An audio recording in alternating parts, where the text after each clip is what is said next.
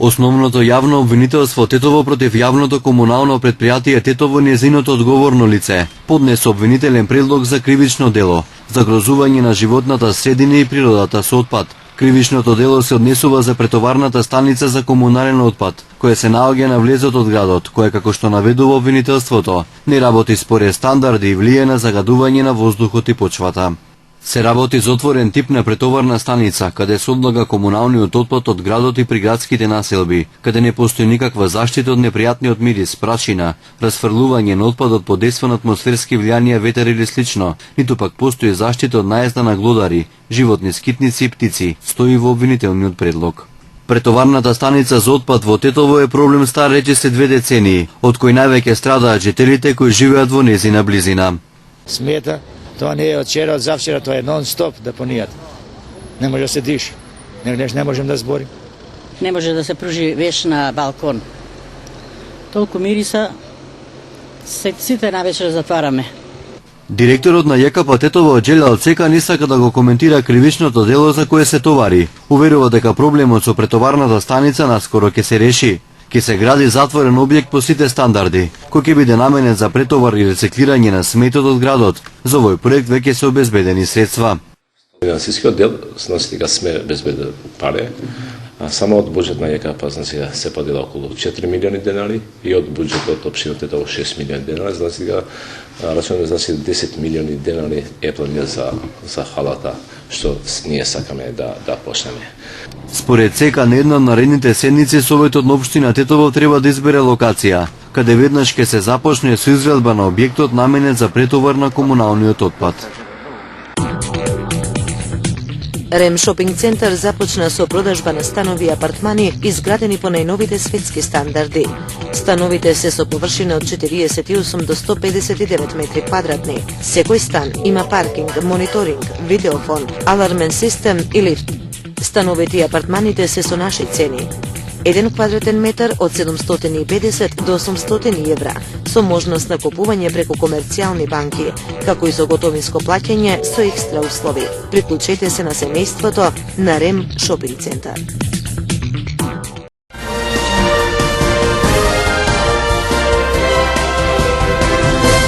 Од денес 17 март стапи на сила спогодбата меѓу владите на Република Македонија и на Република Косово за условите за патување на државјаните на двете земји со лични карти.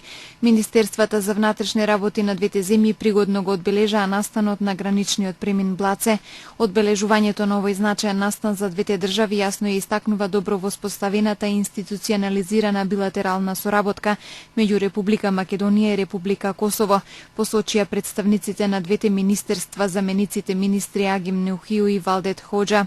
Поаѓајќи од принципите на меѓународното право и пријателските односи меѓу двете држави во насока на натамошно продлабочување на соработката, водени од желбата за олеснување на патувањето на државјаните на Република Македонија и Република Косово, водејќи сметка за традиционално блиските семејни и роднински врски меѓу државјаните на двете земји, особено и за потребите на често преминување на границата на лицата кои што живеат во пограничниот регион, ја склучивме споменатата спогодба на почетокот на годинава во Приштина, а денеска истата се ефектуира. Во време кога сите ние стоиме исправени пред многобројните предизвици од кои нашите државјани се директно засегнати, Република Македонија и Република Косово и натаму остануваат посветени на негување, развивање и продлабочување на меѓусебните врски, добрососедските односи, како и исполнување и промовирање на европските вредности, истакна заменик министерот на македонското МВР Агим Неухију. Инаку со оваа спогодба, идентично како и со веќе постоечките такви меѓудржавни акти со соседна Албанија, Србија, потоа со Црна Гора, државјаните на Република Македонија и на Република Косово ќе можат државната граница да ја менуваат и со лични карти.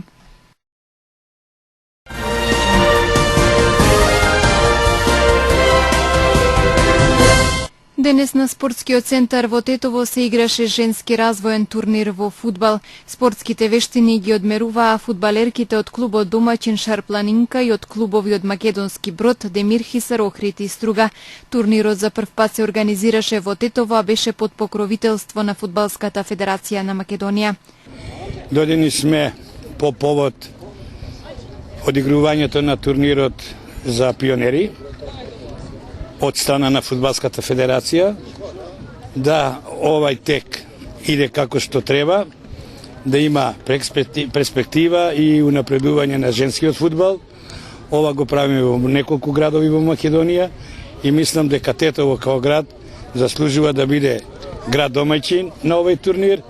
И има и перспективна екипа под името Шар Планинка и се надевам дека овој турнир ќе даде пострек на голем број да девојчиња од Тетово да се вклучат во тренажниот процес, каде што има голема перспектива која гарантира и за подобра Македонија, за подобар женски фудбал, да ја представуваме Македонија во Европа, па и во светот. Ова се развојни турнири за фудбалерки родени 2001-2002 година, тоа е една генерација, и 2003-2004 година, тоа е втората генерација. Ова е турнир во Тетово, трети поред, првиот беше во Брод, вториот беше во Охрид, сега е во Тетово. Значи денес овде ќе настапат екипите Шар Планинка, Порече 2015, Ас Юнайтед Струга, Билјанин Извор од Охрид и Порече. Тоа се за генерација 2001-2002, истите екипи ги имат и пријавено за екипи за 2003-2004. Тоа се развојни турнири со цел да ја го развиваме женскиот фудбал во Македонија и се надеваме дека од есен од едната година да поминат во вид на втора лига, Македонска лига во женски фудбал, во кој ќе се надпреварува помлади фудбалерки за се со цел во развој да го развиваме повеќе женски фудбал. На женскиот развоен турнир во мал фудбал на спортскиот центар во Тетово денес учествуваа фудбалерки на возраст од 10 до 14 години. Сите покажаа дека фудбалот еднакво како и мажите можат да го сакаат и одлично да го играат. Ние денеска значи сме домаќини на развојниот турнир за девојчина во генерациите 2001 и 2, 2003, 4 и 5 и нагоре, значи. Ова е се организира оваа година за прв пат. Започнете во 2015 година. Го реализира проектот Фудбалската федерација на Македонија. Пред се голема благодарност до учесниците од Охрид, ЖФК Билјанин Извори, од Струга Ас Юнайтед, од Македонски Брод ЖФК Порече, исто така од Демир Хисар Младост и домаќинот ЖФК Шар Планинка. Пред се голема благодарност до представниците од Женската комисија за развој на женскиот фудбал во Македонија, тука и представникот од општина Тетово и голема благодарност до вас, телевизиските медиуми, кои ни излеговте во пресред и ни возможивте да реализираме ваков турнир со вашата афирмација во регионот и пошироко. Јас сум Ивона Кочевска, имам 14 години. Више тренирам во ЖФК Шар Планинка веќе скоро 4 години. Јас сум најстариот член во ЖФК Шар Планинка и верувам дека денеска ќе победиме. Многу сме спремни, на тренизите работавме и тоа многу и верувам дека ќе победиме. Јас се викам Мера Мурли, јас имам 12 години, тренирам 6 години и мислам дека ќе победи. Јас сум Лумтурија Сани од Струга, представник на Ас Юнайтед и мислам дека ова што правиме ние сите тука е многу добро за сите, и за женските и за цела Македонија. И мислам дека ќе поминеме многу добро тука во Тетово и времето е супер и организационот е тама. Јас се викам Леонора Лозановска, тренирам во клубот ЖФК Младост, тренирам околу еден месец и имам 11 години. Организирањето на развоен женски турнир во фудбал во Тетово еден чекор кон промовирање на спортот во градот, а посебно е поттик за девојчињата активно да се вклучат во спортските игри и надпреварувања. Како што може да видите, овој спортски терен кој се употребува од сите спортски клубови, веќе се организираат и надпревари за женски фудбал. Може да кажам дека во овој спортски терен се користи интензивниот женскиот фудбалски клуб Шар Планинска, кој што се денеска домаќини и на овој спортски турнир. Исто така и спортските сали кои што ги изградивме, кои што се 8 во број, фудбалскиот стадион кој што веќе се пушти во употреба минатата недела, го обогатуваат спортскиот живот во Тетово и со овие инвестиции во спортската инфраструктура ќе продолжиме и понатаму, така да и покрај другите спортски дисциплини да имаме развој и на женскиот спорт, како што и женскиот фудбал и другите спортски дисциплини каде што учествуваат девојки и други. Најдобрата женска фудбалска екипа од денешниот турнир во Тетово понатаму ќе ги одмерува силите со фудбалски екипи од други региони во Западна Македонија, а крајниот победник ќе игра со победникот од Источна Македонија во мај на спортските терени на Фудбалската федерација на Македонија во Скопје.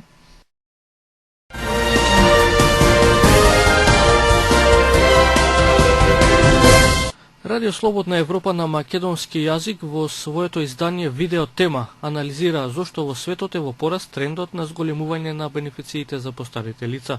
Ваквиот тренд е неминовен и во Македонија, а според некои експерти, единственото објаснување за ова го гледаат во политиката.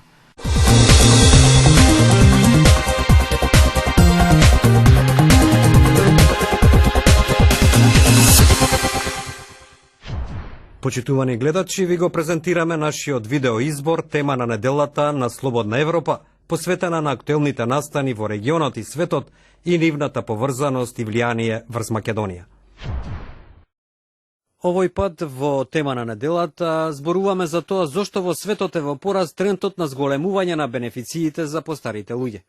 Некои експерти тоа го доведуваат во врска со политиката. Односно, зошто да се мисли за иднината кога тоа сега не носи гласови на изборите. Како што популацијата во Европа старае, така се позабрзано се превртува и демографската пирамида, а со тоа и целта на политичарите. Во индустриализираниот свет владите брзаат да им даваат пари на постарите. Германската влада не само што намали возраста потребна за заминување во пензија, туку неодамна објави нивно зголемување за 15%, што е најмногу од 1993 година. Токму тоа беа и првите потези на новата полска влада. Во исто време кога буџетите се затегнуваат, овој тренд може да изгледа неразумен. Но ова зголемување на бенефициите за постарите има единствено објаснување – политиката. Како што популацијата во Европа или во Јапонија старе, така и демографската пирамида забрзано се превртува и сега наместо војна меѓу класите, испливува војна меѓу генерациите, оценува Харолд Джеймс, професор по историја и меѓународни односи во Универзитетот Принстон. А таа војна, како што додава, се води пред се во гласачките кутии, односно старите луѓе ги добиваат изборите, додека младите остануваат дома. При тоа штети трпат националните буџети, односно рамнотежата меѓу образованието, пензиите, здравството и даноците. Со овој судар е скршен меѓународниот пакт кој долго време ја чуваше социјалната и политичката стабилност. Каков мотив би имале владите да се грижат за луѓе кои се уште не се дојдени на свет во однос на сегашните гласачи? Фокусот врз сегашноста има многу подалекосежни последици. Импактот особено тежок во контекст за пазарот на трудот. Во некои земји младите типично се обидуваат да ги напуштат колку што е можно побрзо. Особено во медитеранските земји, невработеноста меѓу младите достигнува рекордно ниво благодарение на комбинацијата на проблематичните макроекономски политики.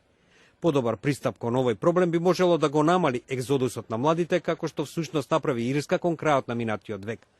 Тамошниот брз економски раст натера многу квалификувани работници, кои претходно ја напуштија земјата, да се вратат и да поттикнат уште поголем развој.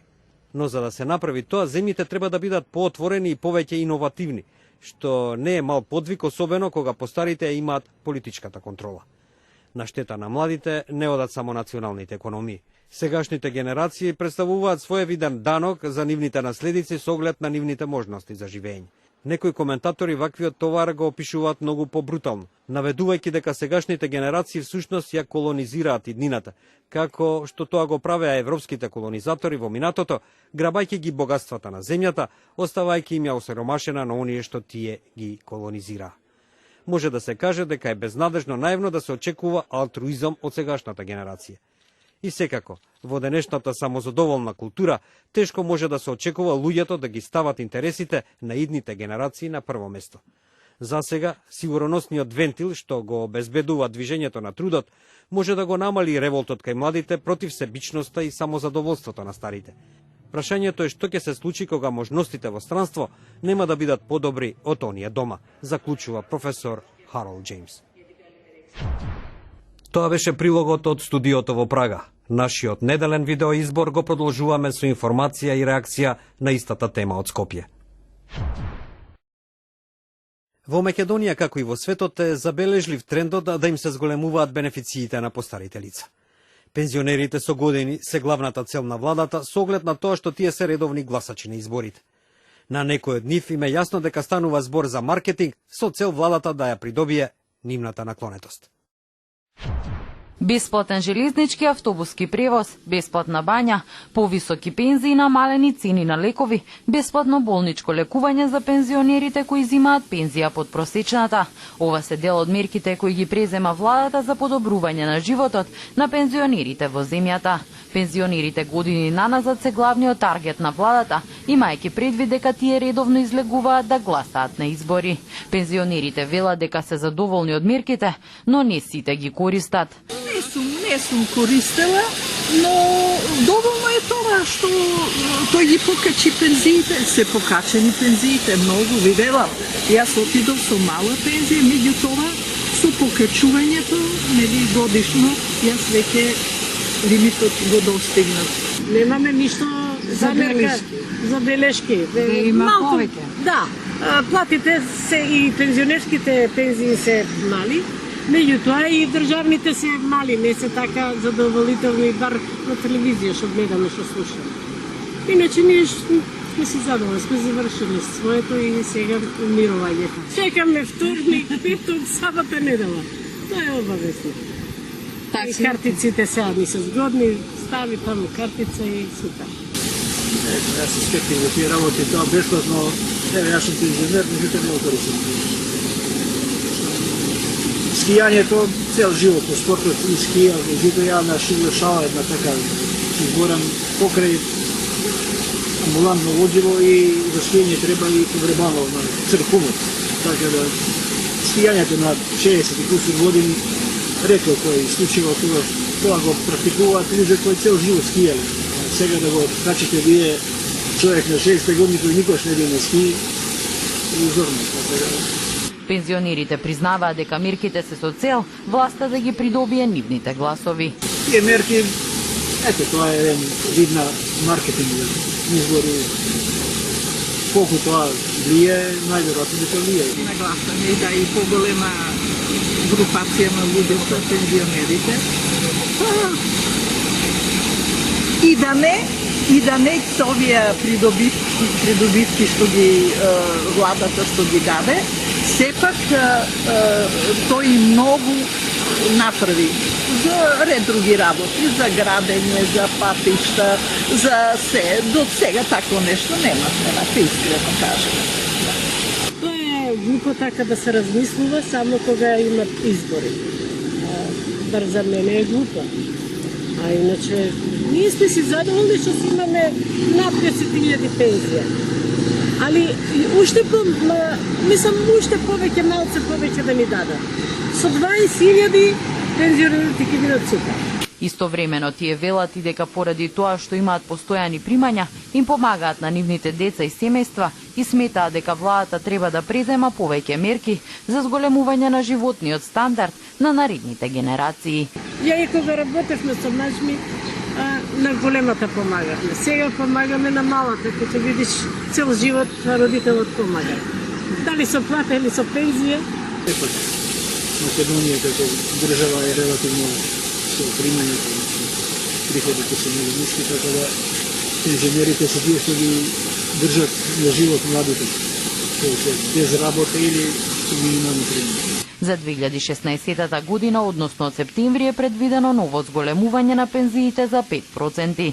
Во Македонија има околу 300.000 пензионери. Ја следевте видеотемата на неделата на Слободна Европа. Следете не повторно секој петок на нашата интернет страница slobodnaevropa.mk.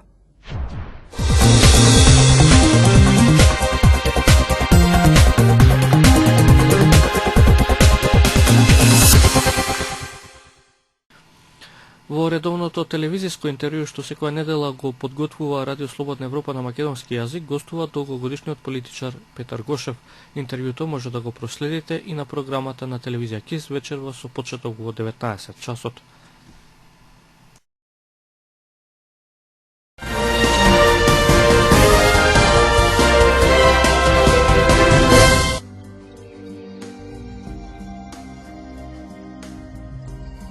Денес имавме сончево време со умерена облачност. Утринската температура се движеше од 3 до 10 степени, а дневната од 23 до 29 степени. УВ индексот изнесуваше 7.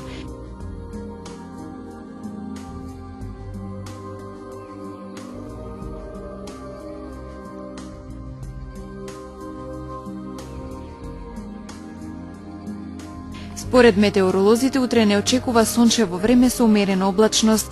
Утринската температура ќе се движи од 6 до 13 степени, а дневната од 26 до 30 степени. УВ индексот ќе изнесува 7.